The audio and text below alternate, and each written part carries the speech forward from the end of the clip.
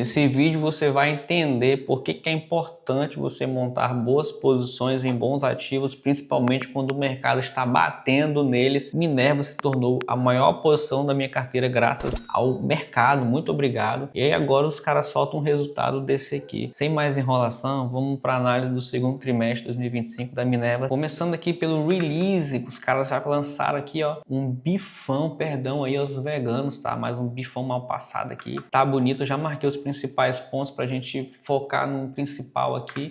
E no segundo trimestre de 2025 registramos por mais um trimestre consecutivo receita líquida e EBITDA recordes. Lembra que no primeiro trimestre de 2025, que teve análise aqui no canal, tiveram 4 vídeos sobre Minerva aqui no canal. O primeiro trimestre, sazonalmente, eu mostrei para vocês através daquele panorama setorial do primeiro trimestre, que historicamente o primeiro trimestre ele é sempre mais fraco. Mesmo assim, os caras bateram recorde no trimestre passado e agora bateram recorde de novo de receita líquida e EBITDA. Então, se você acompanha os vídeos do canal, no que tange a Minerva, você já sabia que os próximos trimestres, passando o primeiro, a gente poderia ter bons resultados. Poderíamos não, tivemos bons resultados. Aqui ele reforça uma coisa que é muito importante, mais na frente você vai ver os pontos se conectando aqui no que tange a competitividade dos ativos da Minerva na América do Sul.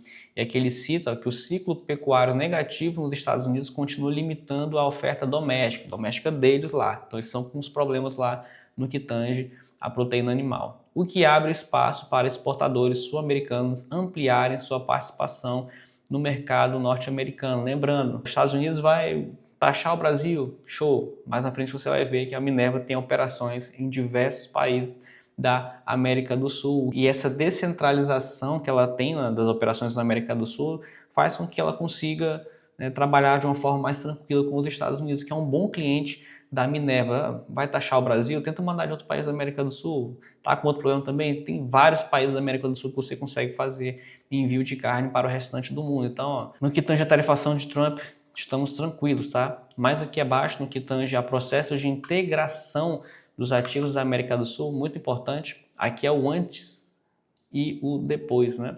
Então, no Brasil, antes nós tínhamos 10 plantas, agora nós temos 21 plantas, praticamente dobrou, quase que dobrou, né, a quantidade de cabeças por dia aqui no que tange ao Brasil. Paraguai manteve as 5 plantas, aqui na Argentina nós aumentamos mais uma planta, uma nova planta aqui no Chile, e lembrando que o Uruguai ainda tem pendência aí, ó, de 3 plantas, tá, que ainda vão entrar em operação. Não entrou ainda porque teve aquele imbróglio que eles pegaram 4 plantas, se eu não me engano, só que uma correspondia à metade de toda a produção. Aí o pessoal lá do Uruguai falou, não, deixa essa planta maiorzona aqui de fora e pegue as outras 3. Mas mesmo atendendo a um pedido das autoridades lá do Uruguai, eles ainda não liberaram essas novas plantas. Ou seja, esse resultado aqui ainda não está com todas as plantas em operação. Vai vendo. Avançamos fortemente com a integração dos novos ativos adquiridos na América do Sul. O resultado do primeiro trimestre de 2025 bateu o recorde e foi com várias plantas paradas. Agora nós temos menos plantas paradas e uma cacetada aí, como você viu aqui, vai ver, né, recordes. Então ainda estamos avançando aí para ter 100% das plantas em atividade, que não está acontecendo ainda no momento. No que tange a análise de resultados com os principais indicadores consolidados, a gente tem um lucro líquido aqui de 448 milhões. Aí se você for comparar com o mesmo período do ano passado, quase que quadruplicou, meu filho. E se você for comparar com o primeiro trimestre de 2025, ou seja, o anterior, nós tivemos quase 150% a mais de lucro, influenciado também, né, por essas novas plantas em atividade. EBITDA, não precisa nem falar muito, né, quase que 80% em relação ao mesmo período do ano passado e mais quase 40% em relação ao primeiro trimestre aí de 2025, tá? Obviamente aí ocasionado aí fortemente pelas novas plantas, né, que é o lucro operacional da empresa. Se você tem mais plantas em operação, você tem um lucro operacional maior do que quando você tinha com menos plantas em atividade. Aqui na parte de abate a gente só dá uma reforçada, né? A Minerva ela vinha numa quase que estabilidade, né, das cabeças em abate, uma faixa de 1.000, 1.000, 1.100, 1.100.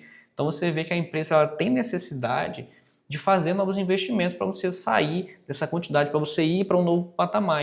E quando a empresa, geralmente, pode ser qualquer empresa, anuncia um grande investimento, o mercado gosta de dar o chilique e não entende que a gente precisa disso para alcançar novos patamares. Então tá aqui, ó, com os novos ativos, ó, no quarto trimestre de 2024 a gente tinha bem pouquinho ativo, né, nas novas plantas em operação, e aí conforme os trimestres vão passando, a gente vai crescendo no que tange aos novos abates. No que tange a receita bruta por destino, aqui a gente consegue ver que a Minerva está bem diversificada, tá? Por destino, é para onde ela está enviando, tá bom? Américas, 30% aí da receita, Ásia, 26%, e o NAFTA, que aqui é Estados Unidos, Canadá e México, praticamente quase 25%. Então a gente tem uma diversificação muito boa, uma diversificação muito saudável. No que tange aqui a despesas com vendas, não é o uau da Minerva, mas a gente consegue ver o quê? Que constantemente a Minerva está aprimorando os seus processos e com isso ela está diminuindo expressivamente aqui as despesas com vendas. Nós tínhamos aqui no segundo trimestre de 2024 14,4%. E isso vem arrefecendo, arrefecendo, arrefecendo. Nós estamos agora no segundo trimestre de 2025 aqui 10%, tá? Uma queda constante e saudável aqui das despesas com vendas, que não é, como eu falei para você, aquela coisa maravilhosa, mas a gente tem um livro aqui que é Warren Buffett e Análise de Balanço, um livro muito bacana, vou deixar aqui na descrição para quem tiver interesse nele. Ele cita algumas coisas legais que a gente consegue observar aí durante as análises de balanços. Então ele cita as despesas com venda devem reduzir com o tempo para uma empresa saudável. No que tange ao EBITDA, no segundo trimestre de 2025, o EBITDA consolidado da Minerva foi de 1 bilhão e 302 milhões, o maior patamar de EBITDA registrado para um trimestre, mas não foi só agora não, meu filho. É de todos os resultados da Minerva. Aqui no site do Investidor 10, nós temos aqui, eu botei para organizar por trimestre. Então, se a gente pegar aqui o EBITDA, 1,30 bi, a gente vai passando aqui, não tem nada perto, nem parecido. A mesma coisa com o lucro líquido desse trimestre, não teve nada parecido. Para não dizer que teve nada parecido, eu acho que está aqui, ó, no segundo trimestre de 2022, já teve um lucro parecido, mas foi só. Então a empresa vem batendo recordes, receita também reforçando 13,92 bi, nada perto do que aconteceram em trimestres anteriores. Voltando aqui para a nossa apresentação, no que tange a resultado líquido, uma pedrada em relação ao ano anterior e ao trimestre anterior. Esse que eu já deixei marcado aqui foi ao trimestre anterior, que historicamente, como eu falei para vocês, ele é mais fraco. Então eu falei, ó, a hora de montar a posição, pelo menos o que eu estou fazendo, e nunca foi recomendação de compra ou venda, mas no primeiro trimestre de 2025, quando o mercado estava batendo, cheguei a comprar Minerva 4 e pouco antes deles anunciarem subscrição. Já comecei a comprar, comecei a aportar ali, porque eu tinha uma ideia de que os próximos trimestres seriam melhores. Só não sabia que seria tanto, né? A ponto de quase quadruplicar aqui em relação ao ano passado e quase 150% em relação ao trimestre anterior. E isso aqui, cara, é bonito. Presta atenção aqui no que tange ao fluxo de caixa. O fluxo de caixa proveniente das atividades operacionais da companhia foi de 320 milhões. A variação da necessidade de capital de giro foi negativa em 902 milhões. Impactado, olha isso aqui, especialmente pela linha de estoques que consumiu quase 1 bi, ainda com efeito do aumento da exposição no mercado americano. Quem acompanha o canal, quem assistiu os últimos vídeos da Minerva, eu falo sobre esse estoque que ela mandou antes para os Estados Unidos sem ter demanda, tá? Eles simplesmente mandaram para aproveitar uma cota lá da época, mandaram um estoque para lá e conforme o Warren Buffett fala nesse livro aqui também, ó, caixa vira estoque, estoque vira contas a receber. Então essa galerinha aqui que está tudo em estoque, ó, que não é pouco, está lá nos Estados Unidos paradinho, uma hora vai virar contas a receber, fora que ele ainda fala aqui, ó, esse estoque não é impactado pela nova política tarifária recentemente anunciada pelos Estados Unidos. Este movimento deve beneficiar o posicionamento competitivo da Minerva em tal mercado, porque as novas carnes que entrarem lá vão ser taxadas, mas como a Minerva já tinha carne estocada lá, não vai ser afetado por isso. Vale ressaltar que esse movimento tático iniciado a partir do quarto trimestre de 2024 já apresenta resultados expressivos, como materializado pelo nível de EBITDA e rentabilidade. Você tem um custo para poder mandar essa carne para lá, você tem um custo para manter essa carne em estoque lá, mas uma hora esse negócio vai vir. Então ele começa a vir nesse segundo trimestre e começa a vir mais fortemente também nos próximos trimestres, porque é um estoque que não é pouco da Minerva, conforme ele citou aqui, está paradinho ali nos Estados Unidos, aguardando a demanda. Eles mandaram mesmo sem a demanda para aproveitar aquele negócio da cota lá. No que tange hoje a estrutura de capital, e é uma coisa que o mercado, na verdade os analistas, né, batem muito, é na dívida da Minerva. Então a posição de caixa da companhia encerrou o segundo trimestre de 2025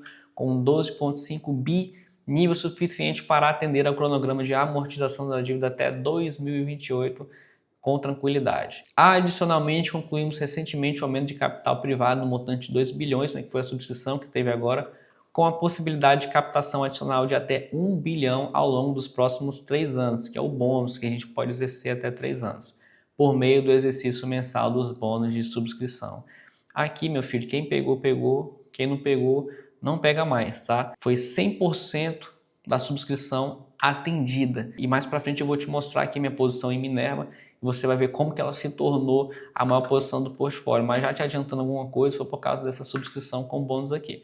Aqui nós temos o fluxo de amortização da dívida, em caixa 12,5 bi, muito tranquilo aqui por curto prazo. Não vou mentir para vocês que por longo prazo o negócio começa a pesar, mas a companhia segue evoluindo e historicamente ela sempre trabalhou com uma dívidazinha ali considerável. Ela sabe trabalhar bem dessa forma. É uma empresa que já trabalha dessa forma há um bom tempo, ao meu ver, com muita responsabilidade. Finalizando aqui o release, o último ponto que eu queria tocar aqui com vocês é a parte de balanço patrimonial, sobre um negócio chamado coeficiente de liquidez, que está diretamente ligado à parte da dívida, que é onde o pessoal mais bate quando vai falar mal da Minerva.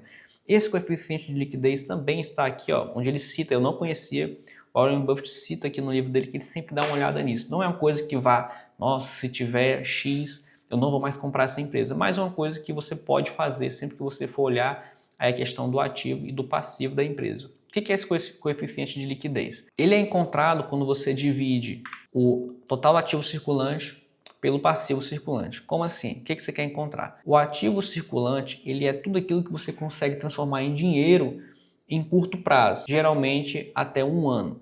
E o passivo circulante, ele é o que vai consumir o seu caixa em até 1 ano, beleza? Então, ativo circulante é aquilo que vira caixa, que pode virar caixa em até 1 ano, passivo circulante é aquilo que pode virar dívida em até 1 ano. Então, o que o Warren Buffett gosta de fazer? Ele pega esse carinha aqui e divide por esse carinha aqui. Então, vamos só fazer uma simulação aqui rapidinho para a gente finalizar essa parte do release. Vamos botar aqui total ativo circulante dividido pelo passivo circulante, que é 20.459.264. O que o Warren Buffett diz? Se isso aqui estiver acima de 1, a empresa está controlada pelo menos no curto prazo. Então, conforme vocês até viram naquele cronograma de amortização, curto prazo da Minerva, tranquilo demais. Agora vamos para o ativo circulante, que é o que? O que vai virar grana a partir de 1 ano, ou seja, por longo prazo.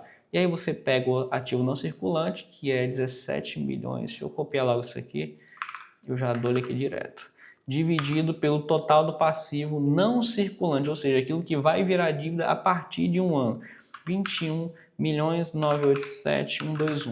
Opa, nós temos aqui um negócio abaixo de 1. Então, realmente, por longo prazo, a Minerva tem uma dívida aí expressiva, mas como eu falei para vocês, eu sigo tranquilo porque historicamente ela sempre trabalhou dessa forma. É quase uma Klabin da vida, né, no que tange a dívida, tá sempre investindo, investindo, investindo. Mas aqui eu sinto que dá para fazer bom swing trade, como já fiz swing trade em Minerva, vendi a posição, acho que foi 11 a 12 e voltei para o papel agora na região dos 5 e pouco. Fechando essa parte do release, agora nós vamos aqui para a apresentação.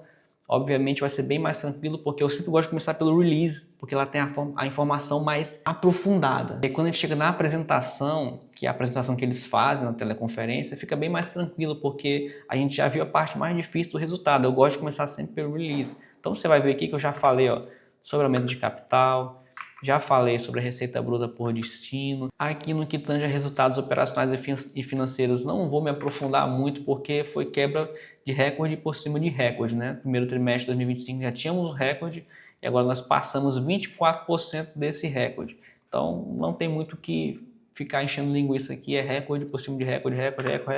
No que tange a alavancagem, para a gente encerrar essa parte de dívida, a gente tem um arrefecimento aqui da nossa dívida líquida por EBITDA, tendo em vista que o investimento que ela fez foi aqui, né? Entre o quarto trimestre de 2025 entre o quarto trimestre de 2024, desculpa, e o primeiro trimestre de 2025. Então a gente estava 3,7, quando a gente diminui aqui para 3,16, né? Principalmente graças ali à subscrição, onde ela falou, né, que na subscrição o principal objetivo dela era diminuir a alavancagem, conforme ele mostra aqui, ó, no bridge da dívida líquida, tá aqui, ó, o bichão. 2 bilhões de reais através do aumento de capital, então a gente consegue reduzir aí a nossa dívida líquida. Agora eu vou mostrar para vocês a minha posição. Aqui são as 14 maiores posições da minha carteira, tá? Eu botei só as 14 porque eu tenho muita operação aberta, que às vezes eu fico só monitorando ali. Então, para não ficar aquele monte de empresa aqui, eu peguei só as 14 maiores. Nós temos Transmissão Paulista, a ISA, né, agora, Santander, Cruzeiro do Sul, tem Bradesco, Bradescão subiu demais, né? E aqui em primeiro lugar, Minerva da Massa, mas não é um pouquinho não, tá? É bastante à frente da segunda maior posição. E detalhe, tá? Ainda vão entrar aqui os bônus de subscrição, que eu não peguei só os bônus que eu tinha não, tá? Que foi 30 e poucos por cento que você tinha direito com base no valor montante da sua subscrição. Eu peguei também as sobras do bônus de subscrição, raspando ali o que tinha para pegar.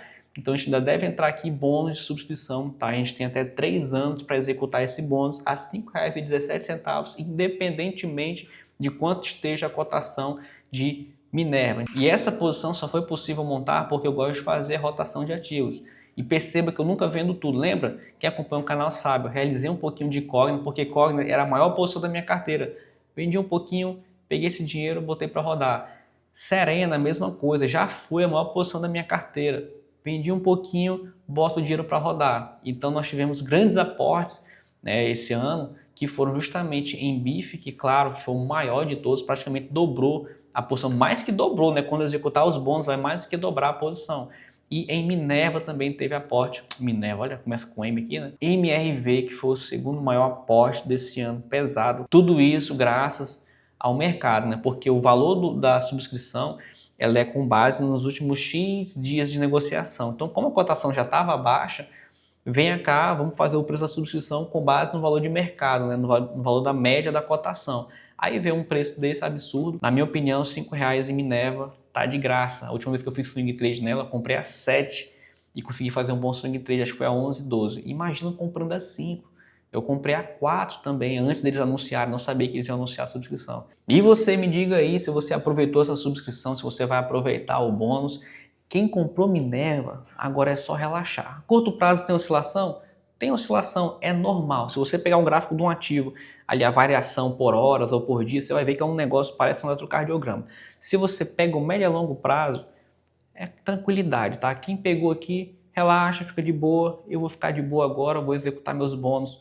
Quando eu ver que a cotação começar a subir, começar a dar uma estouradinha, eu já devo executar esses bônus, vou publicar aqui no canal. Por isso é importante você estar inscrito para você acompanhar esses movimentos de Minerva. Lembrando que nunca é uma recomendação de compra ou venda, é simplesmente o compartilhamento da minha jornada como investidor pessoa física, tranquilo, sem ser especialista na área, tá? Quando eu perder, vocês vão ver, quando eu ganhar, vocês vão ver. Um abraço para você que ficou até aqui, minha enorme gratidão para você. Até mais.